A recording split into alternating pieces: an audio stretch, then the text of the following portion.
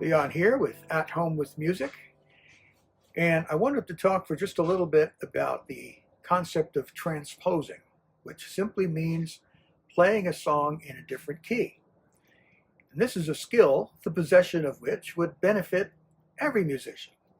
For example, I used to use this a lot back when I was a church pianist in Florida. We had a wonderful song leader, great singer, but he was a bass. And so often I had to transpose the hymns down a few steps so that he could sing it.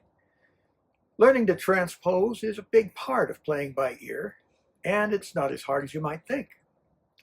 So essentially what we're doing is changing the key signature of whatever song we are playing.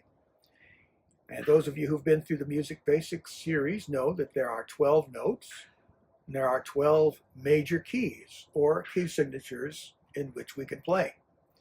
Some of them are more common than others, of course. There are 12 minor keys as well, and we're not going to worry about them right now. We'll get to them later.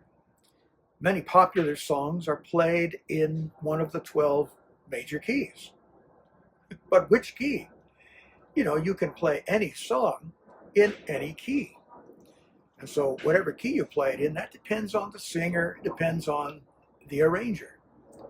Now, of course, in classical music, composers would write something in a specific key and you couldn't change it.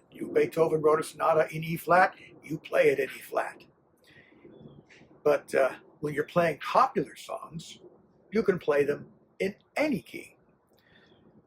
So why should you learn how to transpose? It's a big part of playing by ear. Why should you learn how to do it? Well, sometimes certain keys are easier to play in than others. You may prefer to play in C rather than B, for example.